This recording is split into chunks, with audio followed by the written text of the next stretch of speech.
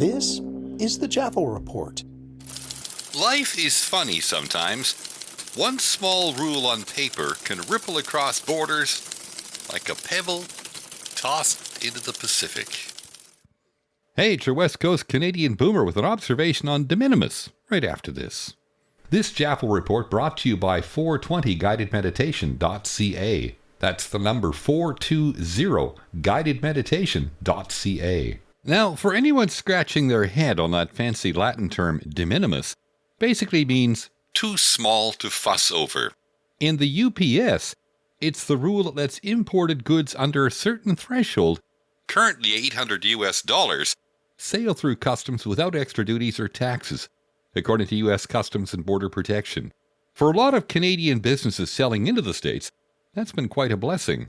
Imagine you run a little t-shirt shop out of Vancouver, and someone in Portland clicks buy now. If the shirt and shipping add up to less than $800, the package slips through duty-free. No headaches, no extra tariffs, smooth sailing. But here's the rub. As of Friday, August 29th, that could change. The U.S. government is tightening parts of its de minimis policy, with particular pressure on goods from countries considered non-market economies, like China, according to the U.S. Department of Treasury and USTR. While Canada itself isn't in the crosshairs, some Canadian sellers rely on sourcing materials from those very countries, meaning their exports may get caught in the dragnet. That's when a rule meant for one trade dispute ends up trickling down to affect the folks just trying to ship a yoga mat or a box of organic candles across the border. Best case scenario? U.S. Customs keeps the policy consistent for Canadian origin goods, and small businesses here keep benefiting.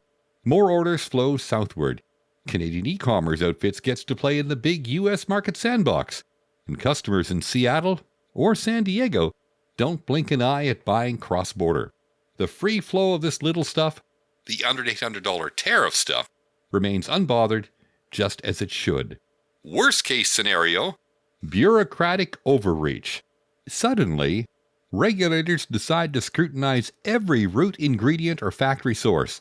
A handcrafted soap business in Victoria discovers that because one essential oil was imported via China, the whole bar no longer qualifies under de minimis. The item stops at the border, new tariffs make it twice the price, U.S. customers shrug and click on a domestic listing instead. And you can see how fast that hits home. Boomer me, sipping my coffee in the Nanaimo, talking with a neighbor whose daughter just started her Etsy export dream. She's thrilled her candles are popular in California, then deflated after hearing that as of Friday, August 29th, 2025, the rule books might slow her down. Trade rules may seem dull, but they're like traffic lights. Easy to ignore until the red one leaves you stuck at the border instead of cruising through. Balance that freedom of commerce with fair oversight, and maybe, just maybe, the little guys can keep shining. Who am I, you ask? Just another friendly observer. Call me Jaffo. The Jaffel Report.ca. The Jaffel Report is downloadable from wherever you get your podcasts from. That's the JaffelReport.ca. Life can be overwhelming, and sometimes we all need a moment to recharge. I initially discovered guided meditation back in my 40s, but neglected it until my heart attack in my 60s. Eventually, I started recording my own guided meditations, and now I'd like to share them with the public. Whether you prefer a simple, soothing voice or a rich experience by adding music with ambient sounds, I've got you covered. The meditation sessions start at $4.20 each. The first 3 are free. Visit 420guidedmeditation.ca. That's the number 420guidedmeditation.ca. And start your journey to inner calm.